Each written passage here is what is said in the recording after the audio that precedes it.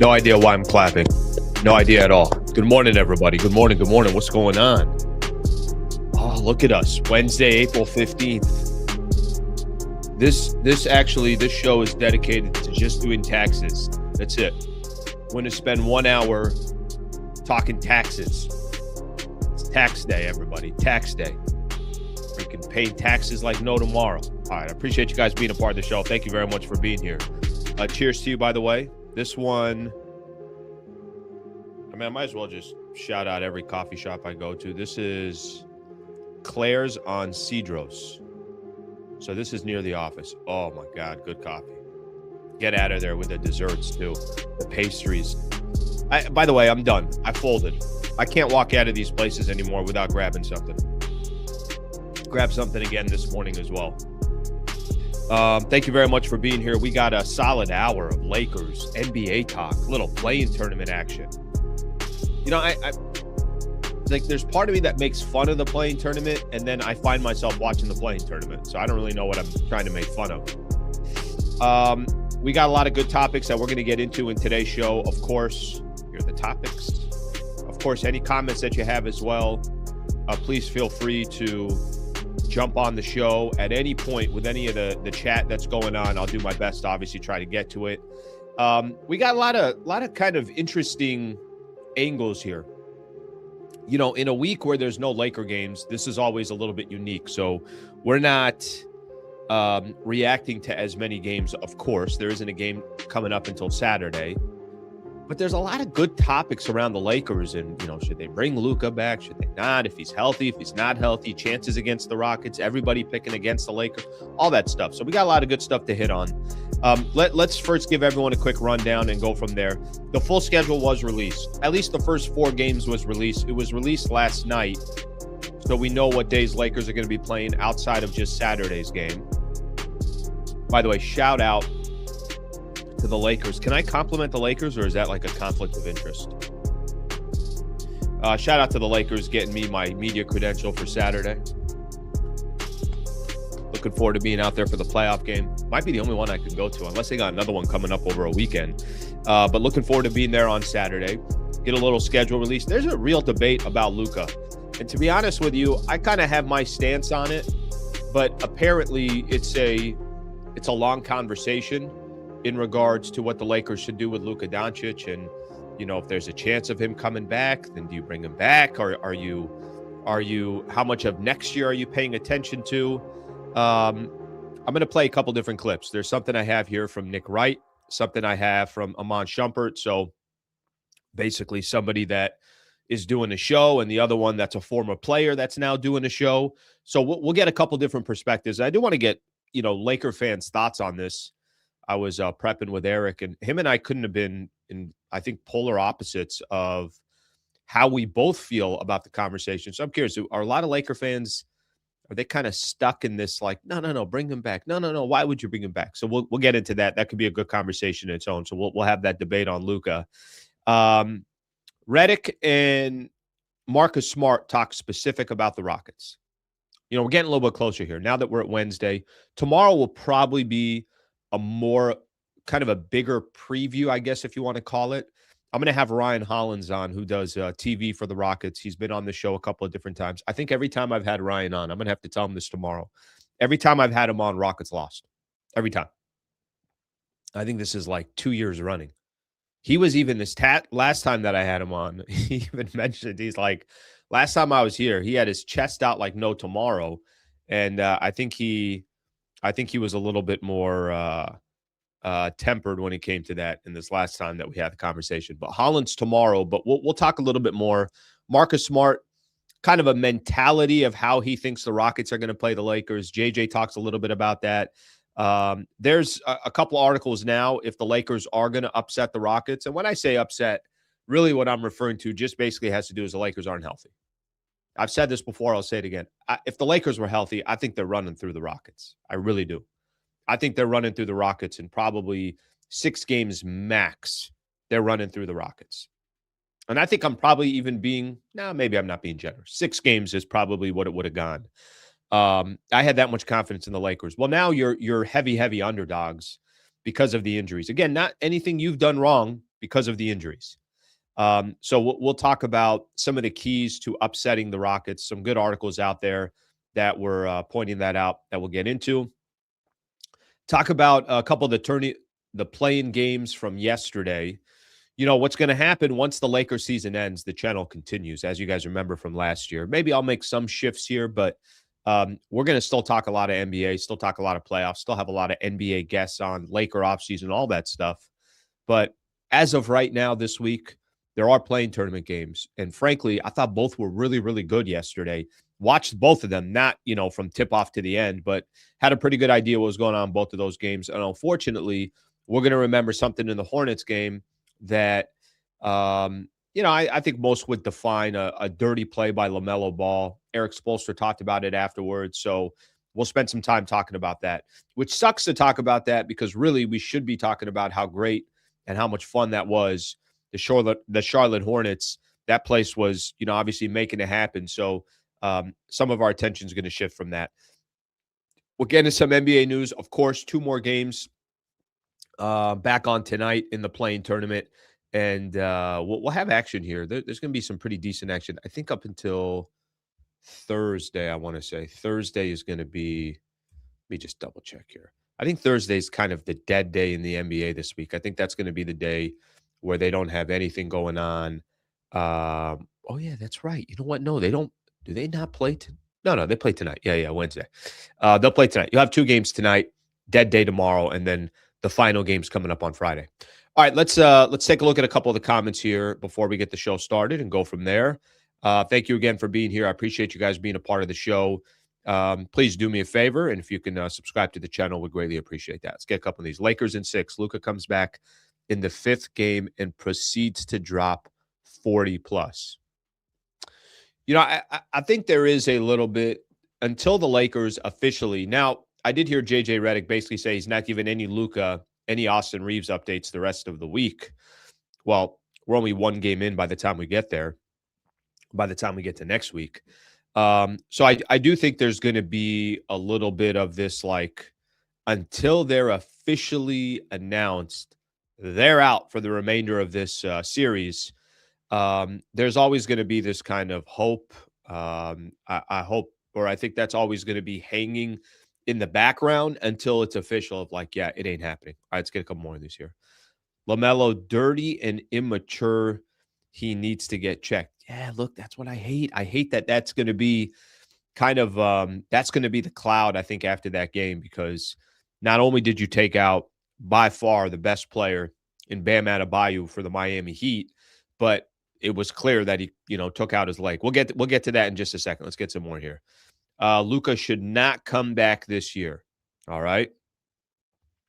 Watch Slee drop 85 by himself in game 1. I might get out there early. You know how LeBron gets there like 6-7 hours early? I might show up about 8 hours early, just do some sprints back and forth. You guys ever used to, if you played basketball, you ever to do those suicides where it's like baseline to free throw line, baseline to 3-point line, baseline to half court? I'm just going to be out there by myself running like an idiot in dress shoes. All right, let's get the show started. Thank you very much for being here. Schedule was released. So for the Lakers, we got at least, we have an idea of the Lakers' full schedule, and I will pop it up here. I know I saw it on Dave McMenamin's. The schedule was released, and I think this just kind of gives, again, this is more than anything else, this is just kind of gives everyone an idea what next week is going to look like for the Lake Show and what the full schedule will look like. Again, this is coming from Dave McMenamin's Twitter. So you got the game coming up on Saturday. Sunday, Monday off. That plays to, if we want to have any type of conversation about the longer this series goes, the better it is for the Lakers. Well, that's if, obviously you're trying to extend the series by W's. Well, the longer the series goes, it also, obviously helps the Lakers out from a perspective of, all right, you're giving some more time for potential recovery for whether it's Luka, whether it's Austin Reeves. And until they officially rule those 2 players out, I'm just going to keep talking about them. The Reeves one doesn't seem like it's as possible. But here's one game Saturday, 2 days off. One game Tuesday, 2 days off. I mean, you kind of can't ask for a better situation for the Lakers in regards to trying to extend this series. I'll go back to this. By the time they get to game 4, which is on Sunday, April 26th, Luka Doncic will have been out. Remember, Luka was out April 2nd is when he got the injury, the hamstring or the hamstring or the calf. The injury was on April 2nd. So as I kind of sit here today, you can go about 3 weeks before you get to game 4. I'm not telling you that he's coming back in game 4. I'm not telling you that he's coming back at all in this series. What I'm telling you is this first round schedule, I mean, I can only imagine the NBA back there saying, how long can we extend the Lakers schedule? What if we play them on a Saturday and then we play them again 1 week later on a Sunday? Let's do game 2, 8 days in between. I'm sure that's what the Lakers were hoping for, or that's what the NBA was hoping for. But you kind of can't ask for anything more in regards to this. By the time we're 4 games in, there's not going to be another game until April 29th, which means you're going to be kind of closing in on 3.5 weeks until you get to game 4. Now, there's a lot, obviously, that's going to come into play here. We're going to have to sit back and wait and see. Maybe there's going to be some news that comes out in regards to Luka and he's progressing, this, that, whatever the case is. But all I'm trying to say is me just looking at the Lakers schedule. When I saw the schedule yesterday, it came out. First thing that came to my head, I'm like, wait a minute. They play when? They got 2 days off between game 1, 2 days off between game 2. They'll obviously play, I guess you can call it a quicker turnaround, even though it's going to be a Sunday night game on that Sunday. But that's kind of all you can ask for. I mean, I don't know what more you can ask for in regards to that. I do think that plays to the Lakers' advantage in a sense, extending the series as long as you possibly can. So they're the first 4 games as far as times go, but then there's all the dates as well. Once you get past that, once you get to games 5, it will be a little bit quicker. Wednesday, Friday, Sunday. They're going to try to wrap up that series. And then the second round is going to start after that. I think, at least for me, seeing that, I'm not going to try to make too big of a deal about it, but there is a little bit for me where it's like, all right, if you're trying to get one of the best players back in the world and you're doing everything you can, what you do need is a little bit of help in the schedule. And I think that schedule benefits the Lakers. The fact that you don't get to the 5th game until 4/29, that's big time right there. So we'll see how much that eventually plays. You're going to be, I mean, basically 2 full weeks from today, they'll be in game 5 of the NBA first round. So something to keep in mind there. Here's the question that I do want to get into, because all this is going to revolve around Luka Doncic. There's 2 clips that I want to play.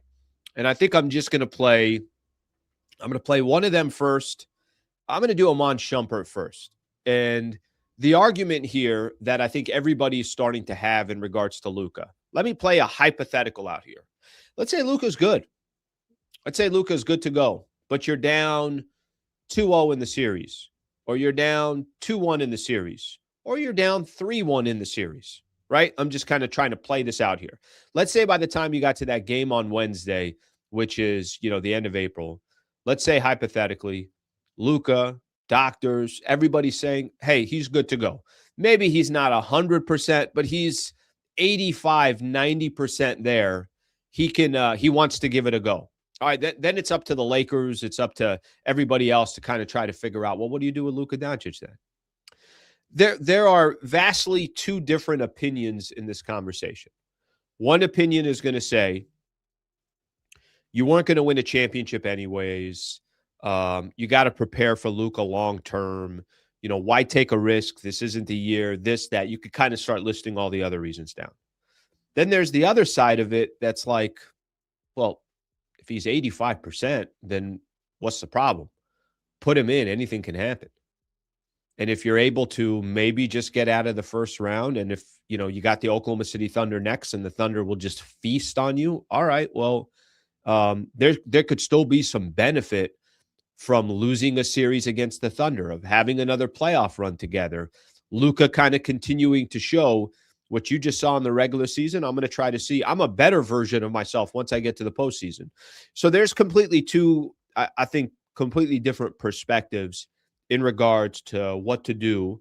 Let me play Iman Shumpert first, former NBA player on ESPN now. And he's making the case that, yeah, let's get Luka out of the picture. Do not bring him back this year. Let's take a listen. Because I don't see this leading to something successful at the end of the tunnel. Like, you want to see light at the end of the tunnel. Right now, it's just, what are you getting? A cookie for this? Like, you don't. There's you no. said, if he comes back no and play for him, right? Yeah, this is. They can't win this series even if he comes back in place. No, not at all. Like, they weren't going to win this. They weren't going to win out and do something big in the playoffs unless all three of them. Can we pause it were for a at full second? strength. Right. You know what I'm saying? All right, about the series. I genuinely mean this. If they had Luka, not Austin Reeves this series, I'm picking the Lakers. Now, if they had Austin Reeves and not Luka, I think it's a tough series to win, but it's not impossible. Definitely not impossible, but a very tough series. I mean, I'd probably still give the edge to the Rockets in that scenario. I don't really know the question about – I think this is the one thing that I will say. The goal for the Lakers in the first round is to get out of the first round. It's not to beat the Thunder. You're not playing the Thunder. It doesn't matter what the Thunder are doing. The goal in the first round is to beat the opponent in front of you, which is the Houston Rockets. I can't worry about the Oklahoma City Thunder until I got to worry about the Oklahoma City Thunder. I'm not going to say this, and obviously I hope nothing happens. Anything happens in the NBA. Anything happens in sports. The Oklahoma City Thunder could be riding high, and an injury can happen, or maybe there's an issue in the locker room. I'm making stuff up. Anything can happen. All you're trying to do is just survive every single day when you get into the playoffs. So, but the case of the point about the Rockets, Iman Shumpert lost me when he said that point about beating the Rockets. Oh, they're getting through the Rockets if they're healthy. I mean, they had already done it twice in Houston, one with Şengün, one without Şengün. And frankly, I just wasn't that impressed with the Rockets. Let's keep listening. And we already knew that. Austin Reeves being a part of that as well. Right, yeah. Shout out to Austin Rivers. Yeah, Austin Rivers on my mind too. I hear you. But without those three at full strength, they didn't have a chance anyway. So now you're telling me we don't have Austin Reeves, who's the other young guy that can actually drive this force pass. And then you're telling me LeBron James is still sitting at 41. What benefit can happen from this? Only thing that can happen is this soft tissue injury gets worse. Because I will stop it right there. So basically, I think Iman Shumpert's point is, at the end of the day, what were you going to accomplish this season anyways? And because it's not, you weren't going to accomplish great things. I think I could actually, the more I listen to that, maybe I could be sold on both ways. I think what he said at the end of the day was the only thing you're going to do is affect that soft tissue even more. Well, let me take that scenario out of the mix here, because if he's 50% of himself and he's coming back against the Houston Rockets and it's just clearly a bad idea, then common sense should of course take over and drive the narrative of like, yeah, he ain't coming back. We're not doing this. He's just not in a position to do it. And we're really, really risking his future, and we don't want to do that. But if he's 85%, 90%, that's where I'm like, and it's Luka saying, guys, I'm good to go. Like, it's been almost a month now. I'm good to go. I hit the timetable. I went to Spain. I'm trying to expedite the process. This process worked. Get me back in there. That's obviously one of the other scenarios as well based off of that. Okay, so that's basically more on the leaning towards it's not worth doing it. That's Iman Shumpert. I got Nick Wright, but I'm going to wait on Nick Wright here for a second, which has a completely different case here to make. So I'm going to do that in 1 second. But let me read some of the comments here. So let me see. Lakers will defend home court. Again, the only thing I'm going to continue to say, I think in a scenario like this, it's all about trying to just extend the series. That's all the Lakers are trying to do. They just want to extend the series. If you can go back to Houston, is there any way you go back to Houston, it's 1-1? Is there any way you come back to LA? I mean, if they're hanging around like that, I mean, that's got to be a collapse by the Rockets, in my opinion. If it's 2-2 coming back to LA, again, you're just extending the series without knowing what the next day holds. All right, let's get a couple more of these. Let's see what we got here. Rockets got more holes than the Lakers. Lakers in 6. Interesting. Okay. There is no common sense when it comes to Luka and Austin Reeves stuff. Okay. Shumpert basically told you that Rich Paul told you Lakers aren't title contenders anyway. Here's a problem I have with they're not title contenders anyway. Okay, let's say the Lakers weren't going to beat the Thunder this year. You didn't want to see a healthy Luka and a healthy Austin Reeves and JJ Redick in his second year coaching, LeBron at 41. Don't you think there's something you could take away from all that information in a playoff run? Let's say Austin Reeves had a brilliant playoff run, a phenomenal playoff run if he did not get healthy and the Lakers still lost. Is that not helpful info? Let's say JJ Redick was awful in the playoffs again. Is that not helpful info? Let's say Luka was an absolute killer again. You know, I think there's a LeBron push. Let's say LeBron really struggled in the playoffs. Does that give you a little bit of clarity of what you want to do in the offseason? So you don't have to be necessarily a title contender. You don't have to be a title contender to want to have a playoff run. The Lakers earned a solid playoff run based off the way they played in March and you know, obviously getting a 53-win season. They earned a shot at, let's see what we can do. Let's see how far we can go. They're obviously not going to get that, but I think there's also benefit, even if you don't think you got a chance to win an NBA championship. I think there's still benefit to that. All right, let's get another one here. After AD went down versus the Suns, that's the year. So for people who don't remember, COVID year happens that summer or off season because everything was all delayed. The NBA they went with Marc Gasol.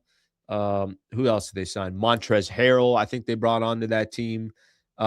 Lakers, obviously, they kind of changed game plan. They got rid of a lot of the other players that they were having some success with.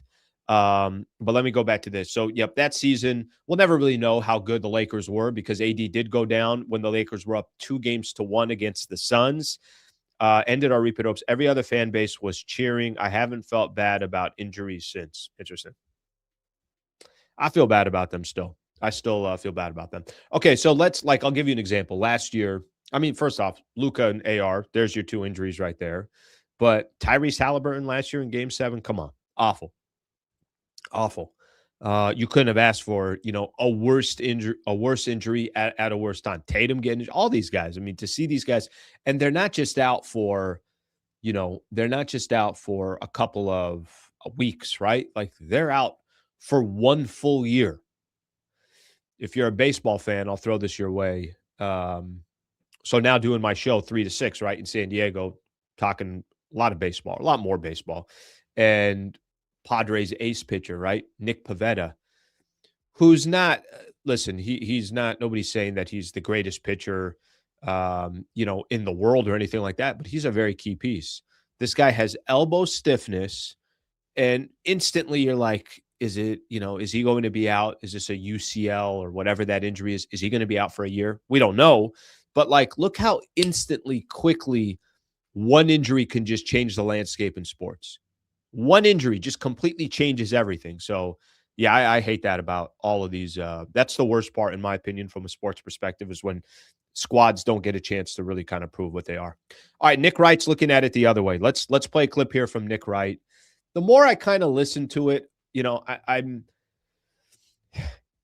Luka's got to be 85 to 90%. Let me preface by saying all of that.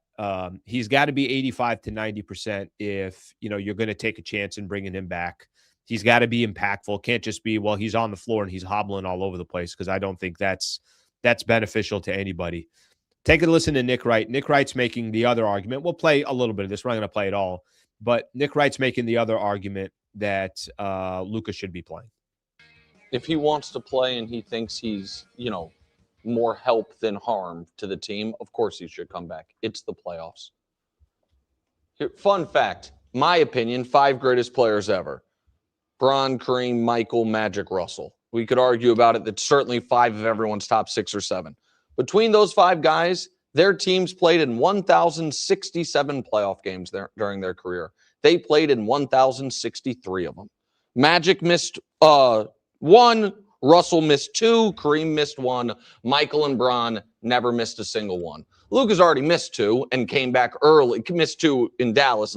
Came back early because he knew it was the playoffs and needed to get back when he had the calf strain. You don't save bullets for next year. It's positive. And if it were... I agree with that part. I don't think you save bullets for next season, but I also think that you can't affect next season.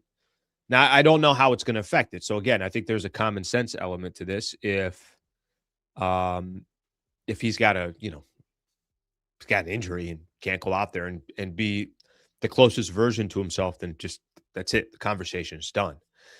If there's the risk of like, look, we could put him in here, but this could also significantly impact if he gets his chances of re-injuring this is very highly, and that can also have a significant impact on next season, then it's kind of, again, like, what are we doing? There's no point in doing all that. My scenario of bringing Luka back has only to do with 85, 90%. Luka telling everybody, guys, I'm good to go. Like, I can make it happen here. And then, of course, from there, that's up to the medical team and everything else. All right, let's keep going.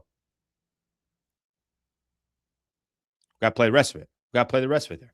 All right, maybe there isn't anything left there on the, let's see. Was there? Yeah, keep going. Keep going on it. If it were a calf strain, given the specter of Durant and then Halliburton and those things, maybe I would feel differently. But everything can't be about the future. Sometimes things have to be about right now. And Luka, I believe, went to Spain because not to get a head start on next year's recovery, but to try to come back this season. I know, Brew, that Thunder loss probably cast a bigger pale over the Lakers season for you than for me. I don't look at them as a team that if they're full strength, they're drawing dead anyway. Like, what for? All right, we can Who stop it cares? there. You can't win the title. All right, perfect. Okay, so that gives you a little bit. Only thing he went on to say, only other argument that he made was he did think the Lakers before the injuries had a top 4, top 5 shot of winning an NBA championship, which means, you're in the mix here.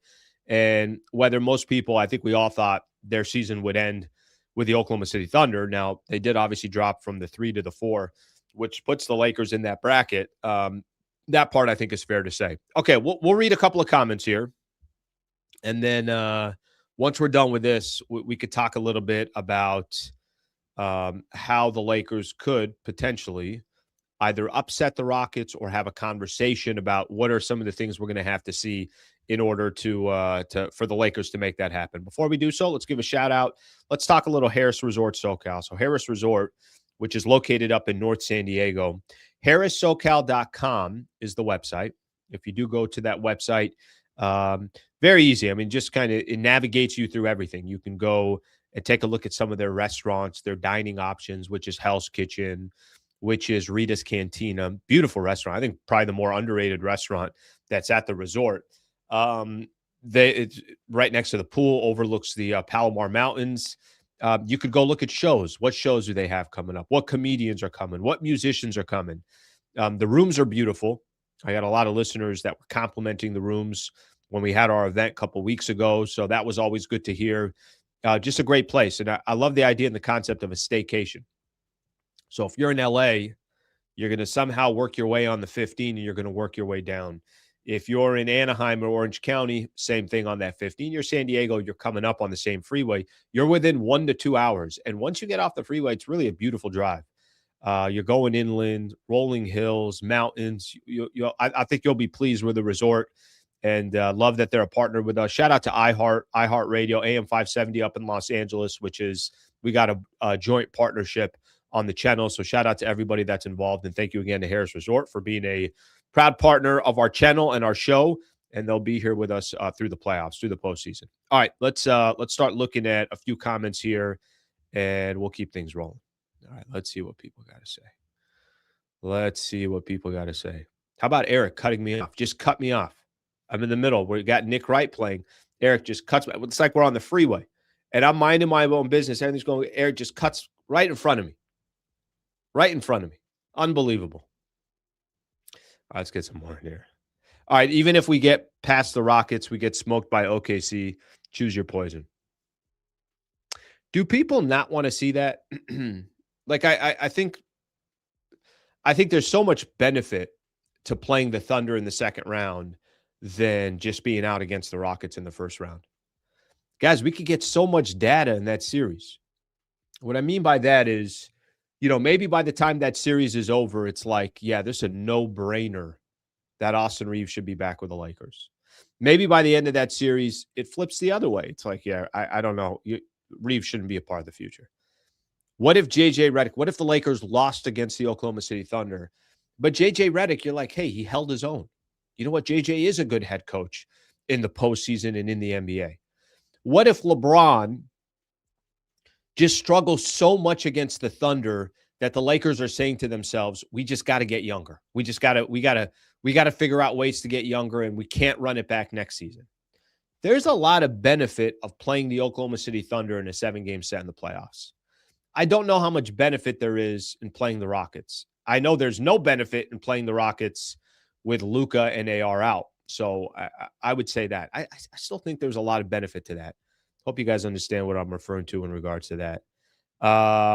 Yeah, look, there's a lot of people here saying the same thing. OKC is going to eat our lunch. And I get that. I understand. Nobody's saying that the Oklahoma City Thunder are not going to beat the Lakers in a 7-game set.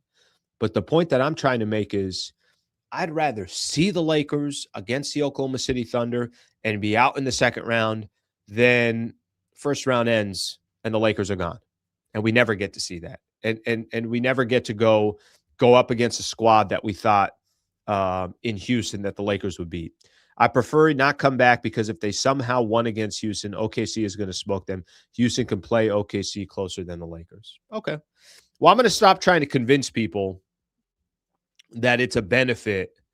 I'm going to stop trying to convince people that it's a benefit to take on the Oklahoma City Thunder, because if you guys don't feel that way, then it's all good. You guys don't feel that way. So yeah, that's how you know these aren't real basketball fans. They're more concerned about getting embarrassed than actually playing basketball. Yeah, I mean, listen, it kind of comes with the territory. There's a you can go back to some of the Laker days. I'm going to give you an example. It's actually a pretty good one, I think.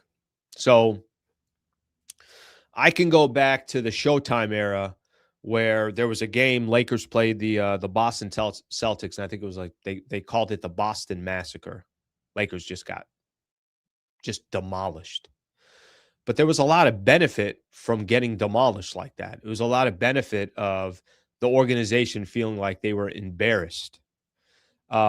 Lakers played the Boston Celtics, if you guys remember that series back in 2008. They played the Celtics in the finals, right? Boston not only beats the Lakers, they embarrass them in Game 6 in Boston. And if you remember, they poured out the Gatorade on Doc Rivers, like with still time left to go. I mean, just so disrespectful. I think that drove the Lakers to go win 2 championships after that. There was a benefit to losing to the Celtics. There was a benefit of getting blown out. There was a benefit of, again, getting embarrassed by another squad. I think that motivated the Lakers to go get the next 2. Obviously, they beat the Orlando Magic, and then the following year, they got the Boston Celtics, and it was all business. It's like all they could remember was the embarrassing losses. I think that if this occurred, I would take this all day long than losing to the Rockets in the first round, and there's nothing to learn from it. Like, what can you take from the Minnesota series last year? Nothing. You couldn't really take anything, and maybe you could say, all right, how you build your roster and everything else, but you're never going to need to go through Minnesota to go win a championship. OKC, San Antonio, Denver, those are different conversations. All right, let's get a couple more here. That's a good point, Steve. Thank you, man. I appreciate you. It took a while. I was driving for a while trying to figure this thing out. Finally, I convinced one person. What happened to being a real fan cheering for your team? What good are sports if you only want guarantees? Guarantees are nice too. Don't get me wrong. I mean, we all kind of want to watch a game with no stress, no worry. But you are right about that. You're definitely right about that. Okay, so JJ Redick and Marcus Smart. Let me get into a couple things here because I think this is going to help for the upcoming game that we have. Let's play. Eric, you got a clip here of JJ, and this is JJ at practice yesterday, and he's kind of talking about the two biggest keys against the Rockets. And I actually find the series, I find it interesting. Now it won't be interesting if they're down 0-2, but I find it interesting because I think Houston definitely has flaws. I don't think the Rockets are perfect. Listen, if you have to pick a team right now, of course you're going to take the Rockets just because you have two major injuries. And you're going to do everything you can. I think it would be wildly impressive if the Lakers are able to extend the series. I mean, if it got to 6 games and you don't have Luka and Austin Reeves, I don't know what you want me to tell you, but I'll be impressed. Like, it ain't going to be easy. But Houston's not perfect. They have holes. They do have holes. I'm not all that confident about the Houston Rockets. Let me play a clip here. This is JJ Redick yesterday at practice talking about some of the keys against the Rockets. Take a listen. Again, taking care of the basketball and boxing out. That's the series.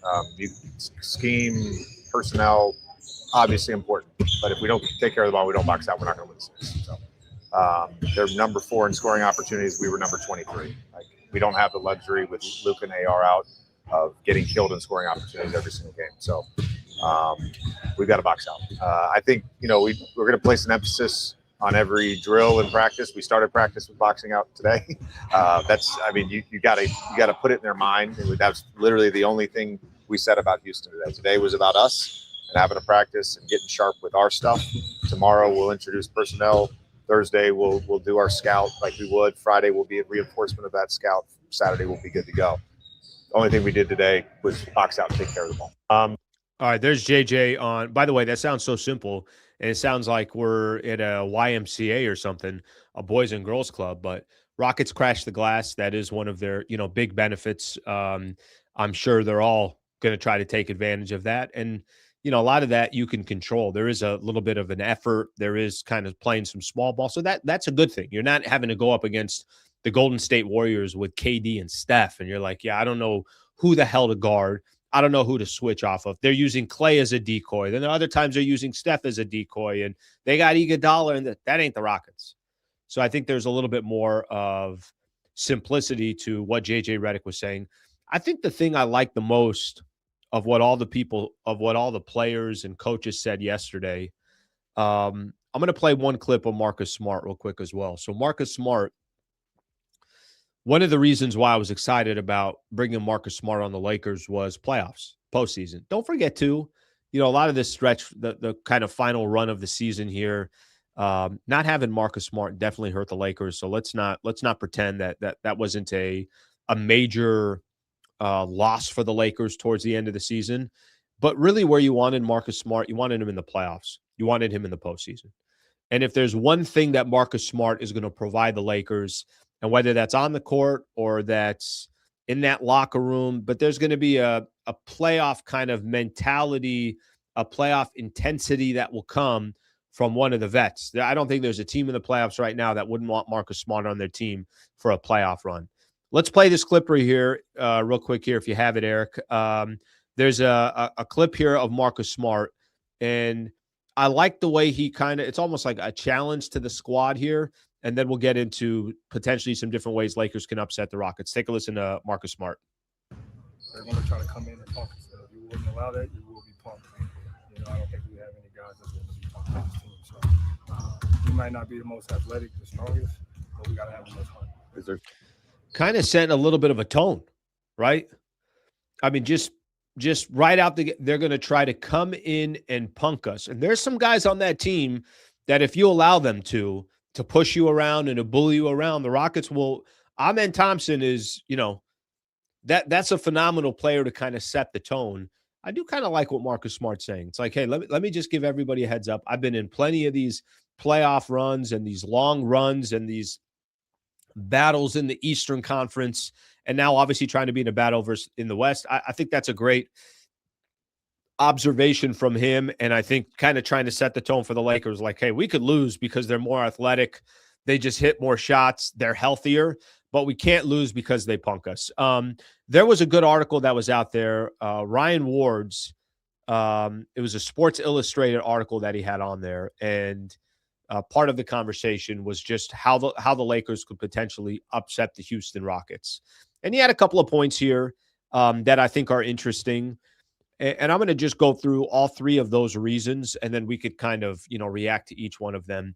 By the way, just a quick reminder here, if you're on the channel today and you want to consider being a member, it's $3 a month to be a member. Would love to get anybody that's not a member, has been thinking about or anything, come join. We got a member show coming up this Friday. You could cancel at any time. Again, $3 a month, but it's a great way to support the channel. So I want to just lob that in here real quick. 3 reasons the Lakers can actually upset the Rockets. So these were some of the points that he made. I don't know if I agree with all of them, but let me just kind of, give what some of his case was. It's going to be a tall task. There was it ESPN yesterday that did it? Everybody kind of throwing in their predictions of the series, and there was the predictions for Lakers and the Rockets. Of course, they're basically all going to be Rockets. I find it difficult to have somebody be able to justify how you're going to pick the Lakers. And I'm being honest, right? I don't need to sugarcoat anything. Of course, this is going to be a tough series. Like I said, if they had just Luka, I'm picking the Lakers. If they had just Austin Reeves, I think it's a long series, probably give the edge to the Rockets. But the Lakers are missing both of those players. So it's clearly they got a challenge in front of them. Here was one of the reasons, which I thought was interesting. Experience versus pressure. So the argument that they're trying to make in this article is the Lakers have a bunch of playoff experience while the Houston Rockets, just basically Kevin Durant is the one that has the most amount. Now, I just off the top of my head, I'm sure Clint Capella has some decent experience as well. Unfortunately, Steven Adams is injured, but he obviously would have a lot of experience. Fred VanVleet would have a lot of experience, but some of their guys that have the most experience are sitting on the sidelines. So how about for the Lakers? Playoff experience. Marcus Smart has played 108 playoff games. Ayton played 45. Kleba played 44. Rui 31. Luke Kennard 28. Vando 24. Jackson Hayes 14 have a combined 294 playoff games. And then, LeBron, who's played 292 playoff games, almost more than the entire rest of the roster for the Lakers. So experience versus pressure. There's going to be pressure on the Rockets. There should be. There's no pressure on the Lakers. The pressure on the Rockets is basically you can't lose this series. Like they don't have Luka and they don't have AR. And frankly, I think if it's a long series, I think that tells you more about the Houston Rockets. And it also tells you something about the Lakers as well, that they were able to roll up their sleeves and make it a series. The pressure is on the Rockets. The pressure is not on the Lakers. I don't care. People could say, but it's LeBron. And it's this. The pressure is completely on the Houston Rockets. Nobody's expecting the Lakers to win this game. Why would you expect them to win this game? Or I'm sorry, this series. Unless Luka came back, unless that obviously came into play. They're going to need Luka back at some point if they're going to win the series. Okay, so motivated. There's another point that he had here. Motivated role players swing the series. I think the point that he's trying to make here is you got a lot of players that are going to be unrestricted free agents at the end of this, at the end of this playoff round or at the end of the playoffs. Luke Kennard, Rui Hachimura, Jackson Hayes, Maxi Kleber are all unrestricted free agents. So the point that they're trying to make here is that because the Lakers have players, by the way, you could throw DeAndre Ayton on that list, who, if he had a great playoff series, maybe he can get out of his player option, decline his player option, and go sign somewhere else. Marcus Smart also has a player option. So there's probably 6 guys on this Lakers roster that have something to play for outside of the series. But how am I going to equate that of motivated role players? So what does that mean? Tari Eason's not motivated? What does it mean that, KD's not motivated? That Ahmed Thompson and Şengün, and go down the list of the players. It means all the other guys who have contracts that are safe are not motivated. This one I don't buy as much.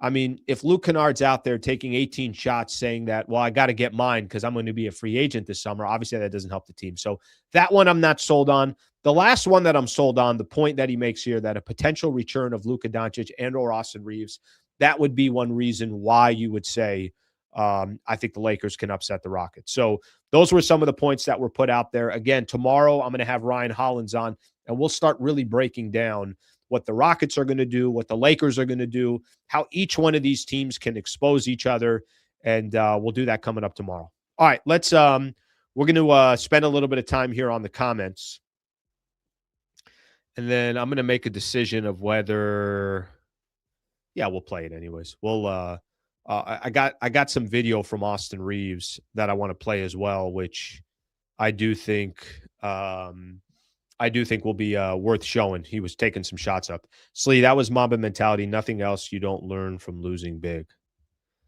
All right. I by the way, here's why I would tell you that I think anybody in life, look, I'm going to get philosophical on this one. I think anybody in life, when you've had like your biggest losses or your biggest kind of slaps across the face, whatever you want to call it, I think that's when you're at your best after that.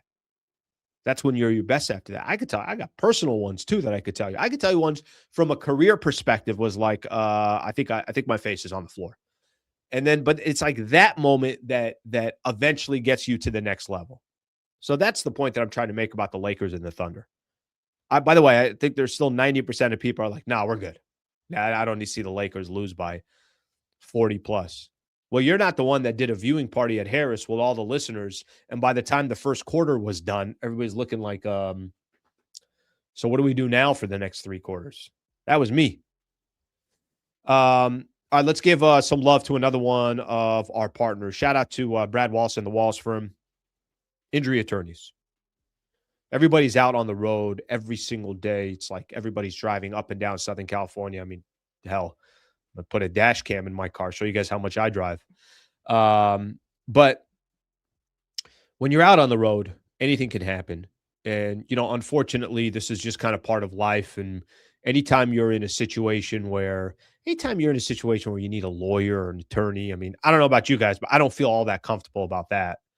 But I think in, this situation, and it's a reason why we have the partnership, it's not a partner where you pick up the phone and you call them twice a week. It's not like Harris Resort where you book a stay or something like that. This is when you're in a situation and you need somebody that you can trust that can guide you in the right direction.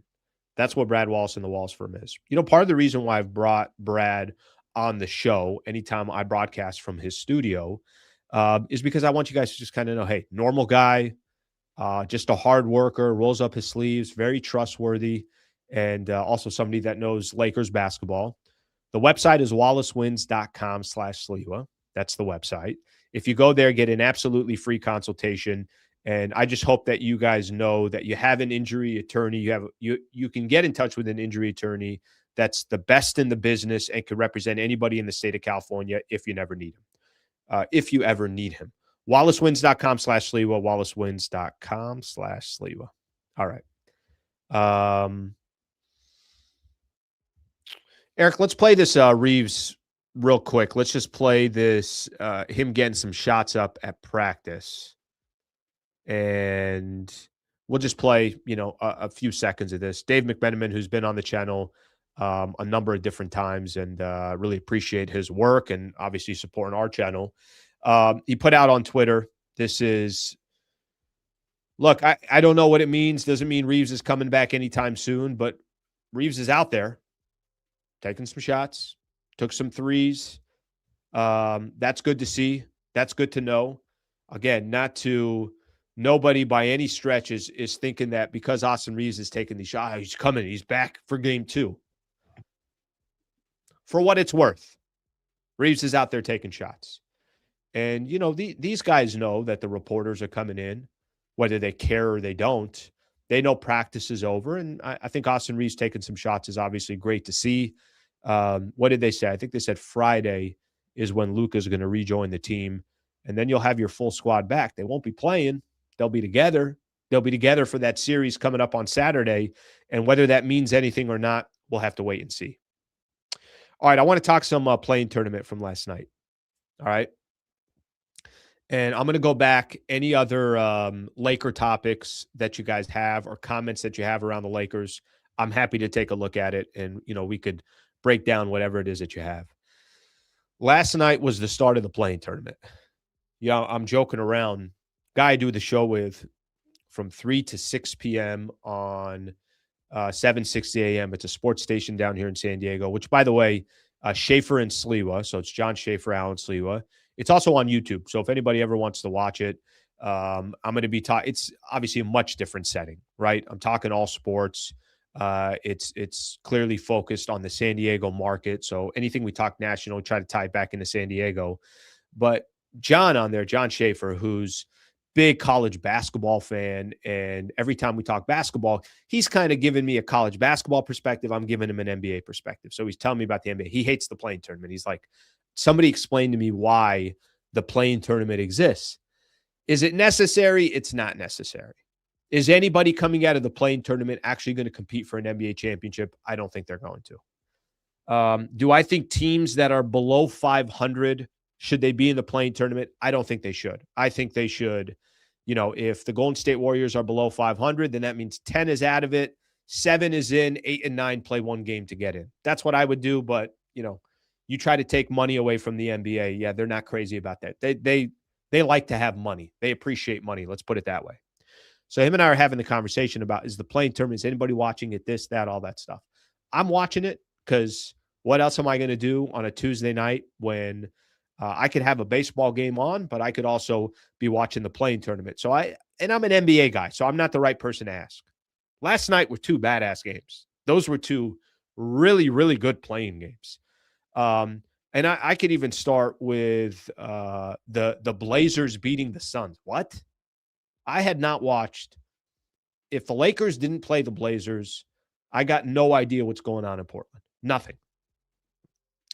And to see them ball out, there were moments I'm like, oh, yeah, Drew Holiday is on the freaking Portland Trail Blazers. They went to Phoenix, who I think Phoenix is if they didn't have their injuries, they could have been fighting for top 6 in the Western Conference. The Blazers go to Phoenix, win 114-110.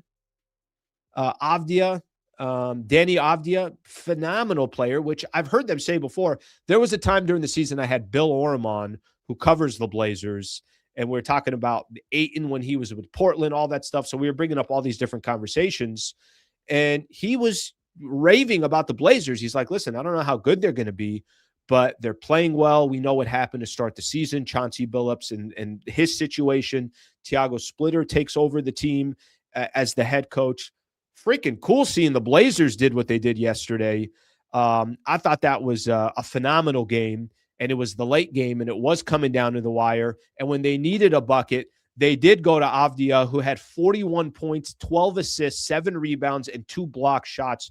What a freaking stud. 15 to 22, by the way, from the field. Badass game there. So you had a really, really good play-in tournament game, Blazers and the Suns. And then we got to talk Amazon here in just a second. The game before that was the Hornets and the Heat. And I was catching pieces of this game. And there's a moment where I'm like, okay, I think Heat are going to win this game. They went up 6. Andrew Wiggins hit a 3. Couple minutes left to go. I'm like, okay, I think it's a wrap. They end up coming back. Kobe White takes just you can't get any more clutch than Kobe White in regulation to put the game in OT. And they end up winning the game. Phenomenal. LaMelo Ball. You're kind of watching all these other Brandon Miller, some of these younger players in the NBA, and I want to see some new blood in the league. So I enjoyed watching the Hornets win. Here's what I did not know. I did not know in this game that Bam Adebayo hurt his back. I wasn't watching the game, every possession. I didn't know he hurt his back, and I didn't know how he hurt his back. So unfortunately, the takeaway from this game is not really on the Charlotte Hornets beating Miami, and that place was rocking and all that stuff. And here's a team that played so good in the second half of the season. We saw them. Lakers played the Hornets at Crypto, and freaking it was unbelievable the way they played. Might have been one of their best games of the year, but they're a young team. Con Knipple, LaMelo Ball, they got a lot of good young players, but the story is not going to be that. The story is going to be LaMelo Ball taken out Bam Adebayo in that game. Kind of, I don't know if you guys ended up seeing it, but he just kind of sweeps his leg under, and Adebayo gets hurt. I want to play this from Erik Spoelstra, because sometimes coaches will beat around the bush. Sometimes coaches will not give you, they won't say what they really want to say. Take a listen to Spoelstra. He's got his thoughts on that play, and let's just say he wasn't holding back. I didn't see it, but I don't think it's cute. I don't think it's funny. I think it's a stupid play. It's a dangerous play. Obviously, our best player is out. I'm not making an excuse. The Hornets played great, and they made those plays down the stretch. We had our opportunities to win. I just, that's a shame. He should be penalized for that. I don't think that belongs in the game. Tripping guys, shenanigans, and Curtis was there. It's his responsibility to see that. And if it's not his responsibility, then Zach's got to see it. If, somebody has got to see that, and that, he should have been thrown out of the game, for that. I don't know him from, anyone. There's no place in the game for that. Obviously, it took Bam out of the game. All right. I'll be frank with everybody here. I have a difficult time arguing anything that Erik Spoelstra said, defending Bam Adebayo and really going at LaMelo Ball. LaMelo Ball apologized, by the way, but it doesn't matter. What do I say to what Spoelstra said? He's right. Bam Adebayo only played 11 minutes in the game. Bam Adebayo, Heat weren't going to go win the championship. They're trying to make the playoffs. Obviously that's their goal at this point. The best player on the team by far, who had a game this year where he scored 80-plus points, played 11 minutes in this 9-10 matchup where you're basically out if you lose the game. And obviously they find themselves out now. The Heat season is over. Yeah, I see where he's coming from. I hate it for LaMelo. I really do, because I want to root for LaMelo Ball. I want to root for the Charlotte Hornets because I think their story is awesome. And all of a sudden, it's a young head coach. We don't really know much about Charlotte. We know they always suck. And here they are. They're playing some good ball. And now we got to remember this. This has got to be the highlight that sticks out. So that part's unfortunate. And I got a difficult time kind of arguing against it. I'll go back to it. I hate that he was involved in it, and I hate that it happened. All right, let's take a look at some of the comments, and then we'll continue with some NBA stories here, because we got a couple of games coming up tonight. Playing. Listen to that. We're promoting the play-in like we're getting a check from the NBA. What's next? I'm going to start promoting the All-Star game? What's going on here? It sounds like they got me on the books. All right, let's take a look at a couple of the comments here. All right, let me find... Melo apologized, but yes, it's a dirty play. That kind of says it all, right? I mean, I could take you out and have the dirtiest play, and then when I'm done, say, hey, I'm sorry. It's like, yeah, but you already did it. He should apologize. Of course he should apologize. I grabbed his ankle dirty. Imagine they suspend LaMelo for the next game. Interesting. I actually had not thought about that. By the way, the excuse of the NBA of, why they didn't see the play, 3 referees, everything, Spoelstra calling out the refs and naming them. I'm like, damn. This is one of those interviews for Erik Spoelstra. He's like, I'm freaking calling everybody out. Would they suspend him for a game? The problem is if he didn't get injured, if like Bam Adebayo just fell to the ground, got back up, then it's not a conversation. The problem is he got injured. The problem is he only got to play 11 minutes. That's the problem. And that's what happens with dirty plays. Dirty plays can lead to something like that. Miller and Bridges were really good last night. Khan and Melo were ice cold. Yeah. But I like their squad. Listen to what we're saying here. I'm not saying the same team. I mean, the Miami Heat, which obviously they've changed some of their personnel and everything else, but Charlotte's new blood in the NBA. And I get excited when there's new blood because it's like the Portland Trailblazers. That's new blood in the NBA. You need that in the league. You need these markets kind of coming out of nowhere. You need some players that we don't get a chance to see or we don't seek out to watch during the seasons because, like, what am I going to watch the Blazers for? No, I'm not watching the Blazers. Hornets started making you want to watch them as you got towards the end of the season, but you got to be obviously be a real fan. Eric Spoelstra has no right to talk about what is or is not part of the game after the nonsense he pulled with Bam's 83-point game. Eric, what does that have to do with it? What does that have to do with it? I mean, you could disagree with Bam trying to get 83, but what does that have to do with a dirty play? I think Laker fans were just upset, which, by the way, I don't blame. I agree with it. Like, how he was getting the 83 was a little bit, are we really fouling at this possession? Like, there were portions of that game which I don't disagree with. All right. Okay, I think we got most of the comments in here. Let's see what we have. A couple that said, imagine Milwaukee traded Holiday for Dame, and now they're both back in Portland. A couple of people were giving some credit here for a couple people were giving some credit towards the Portland Trail Blazers. Obviously, that was a badass game, so we get to some of that. Let me read one more quick comment. I got NBA news, then we're going to get the hell out of here. Slee, how will this series affect LeBron's legacy? To me, if he wins, I'd say he's the top 5 player of all time. But if he loses, I think he drops that. I help you out here. Very, very easy. Very, very easy. It does nothing. Does nothing. Lakers can get swept by the Rockets. Does nothing to his legacy. Lakers can beat the Rockets. Luka comes back. They start making a run. I don't think there's nothing, in my opinion, that can hurt LeBron's legacy moving forward. Nothing. The only thing that could happen to LeBron's legacy is there's something added to it. I don't think there's anything left for LeBron to do. There's nothing left. Now, if you got one more championship, what would that say? You know, sure. There's a, now he's got 5. Fine. You could only add to your legacy. I don't think there's anything he can do that can hurt his legacy. All right, let's keep going here. Let's keep going here. Paf the engineer. Paf, what's going on, man? Look at Paf coming through here. All right, listen. This is how this works. Paf, thank you. I appreciate you doing this. I got a member show coming up on Friday at 10 a.m.